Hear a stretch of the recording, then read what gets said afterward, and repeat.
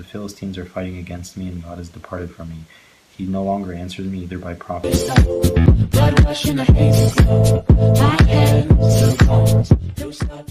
Philistines are fighting against me, and God has departed from me. He no longer answers me either by prophets or by dreams, so I have called on you to tell me what to do. Samuel said, "Why do you consult me?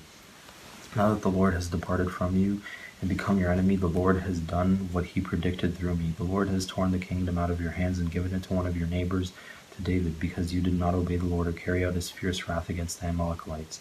The Lord has done this to you today. The Lord will deliver both Israel and you into the hands of the Philistines, and tomorrow you and your son will be with me. The Lord will also give the army of Israel into the hands of the Philistines." Immediately Saul fell full length on the ground, filled with fear because of Samuel's words. His strength was gone, for he had eaten nothing all that day and all that night.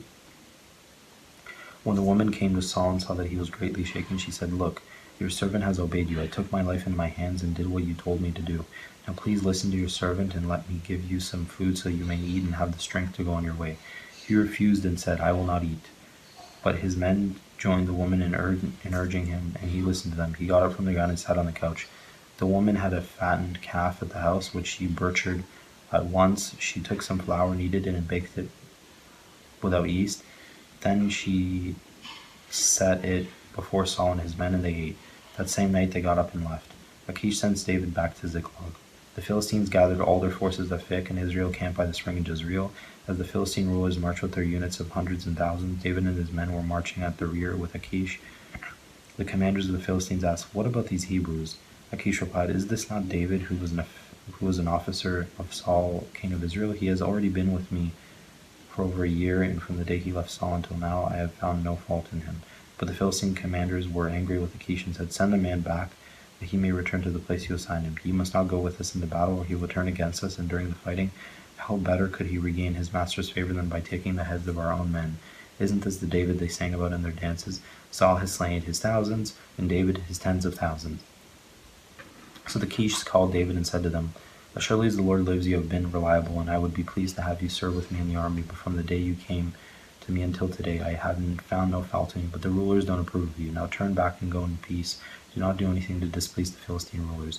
"But what have I done?" asked David. "What have you found against me, against your servant from the day I came to you until now? Why can't I go and fight against the enemies of my lord the king?" Achish answered, "I know that you have been pleasing in the eyes as an angel of God. Nevertheless, the Philistine commanders have said, 'You must not go up with us in battle. Now get up early along with your master's servants who have come with you, and leave in the morning as soon as it is light.' So David and his men got up early in the morning and to go back to the land of the Philistines, and the Philistines went up to Jezreel. David destroys the Amalekites. David and his men reached Ziklag on the third day. Now the Amalekites had raided the Negev and the Ziklag. They attacked Ziklag and burned it, and had taken captive the woman and everyone else in it, both young and old. They killed none of them, but carried them off as they went on their way.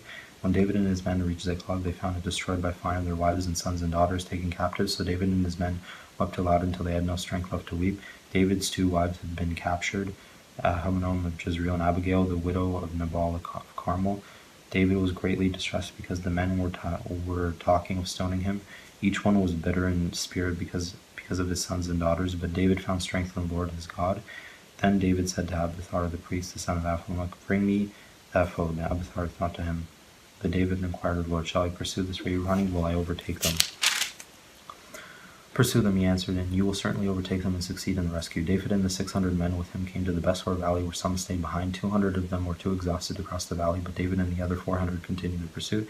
They found an Egyptian in a field and brought him to David. They gave him water to drink and food to eat, part of a cake of pressed figs and 2 cakes of raisins. He ate and was revived, for he had not eaten any food or drunk any water for 3 days and 3 nights. David asked him, "Who do you belong to? Where do you come from?" He said, "I am an Egyptian, the slave of an Amalekite. My master abandoned me when I became ill 3 days ago. We raided the Negev of the Kerethites, some territory belonging to Judah, and the Negev of Caleb, and we burned Ziklag." David asked him, "Can you lead me down to this raiding party?" He answered, "Swear to me before God that you will not kill me or hand me over to my master, and I will take you down to them." He led David down, and there they were scattered over the countryside, eating, drinking, and reveling because of the great amount of plunder they had taken from the land of the Philistines and from Judah. David fought them from dusk until the evening of the day, and none of them got away except 400 young men who rode off on camels and fled.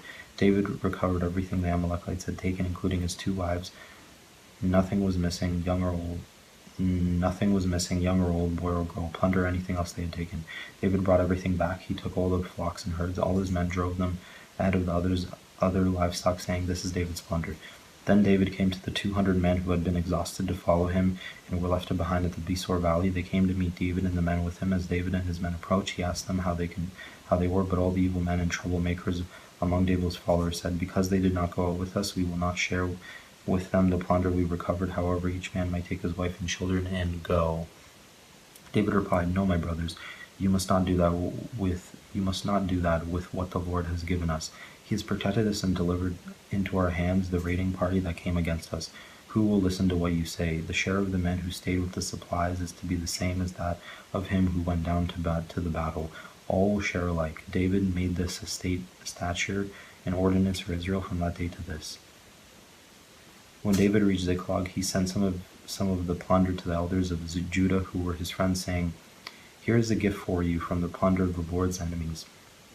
David sent it to those who were in Bethel, Ramoth, Negev, and Jatir, to those in Aror, Siphamoth, Eshtamoa, and Rakal, to those in the towns of Jermalites and the Kenites, to those in Hormah, Borashan, Atak, and Hebron, and to those in all the other places where he and his men had roamed. Saul takes his life. Now the Philistines fought against Israel. The Israelites fled before them, and many fell dead on the Mount Gilboa. The Philistines were in hot pursuits of Saul and his sons, and they killed sons Jonathan, Abinadab, and Malchi-Shua. The fighting grew fierce around Saul, and when the archers overtook him, they wounded him critically. Saul said to his armor-bearer, "Draw your sword and run through, or these uncircumcised fellows will come and run me through and abuse me." But his armor-bearer was terrified and would not do it. So Saul took his own sword and fell on it. When the armor-bearer saw that Saul was dead, he too fell on his sword and died with him. So Saul and his 3 sons and his armor-bearer and all his men died together that same day. When the Israelites along the valley and those who crossed the Jordan saw that the Israelite army had fled and that Saul and his sons had died, they abandoned their towns and fled, and the Philistines came and occupied them. The next day, when the Philistines came to strip the dead, they found Saul and his 3 sons fallen on Mount Gilboa. They cut off his head and stripped off his armor, and they sent messengers throughout the land of the Philistines to proclaim the news in the temple of their idols and among their people. They put his armor in the temple of Ashtoreth and fastened his body to the wall of Bethshan. When the people of Jabesh Gilead heard what the Philistines had done to Saul, all their valiant men marched through the night to Bethshan. They took down the bodies of Saul and his sons from the wall of Bethshan and went to Jabesh, where they burned them. Then they took their bones and buried them under a tamarisk tree at Jabesh. They fasted 7 days. Alright guys, I just finished Samuel 1. I hope you guys enjoyed that video. I'm going to be continuing Samuel 2 next. I'm also going to leave a link down in this video below, all the cut up versions, so you can watch it segment by segment or just watch this entire video. If you're already here, also take a look down in the description for some affiliate products, some products that you guys might enjoy. So we're going to be continuing Saul 2 in the next video. If you guys enjoyed this video, thank you and have a wonderful day. Thank you and goodbye.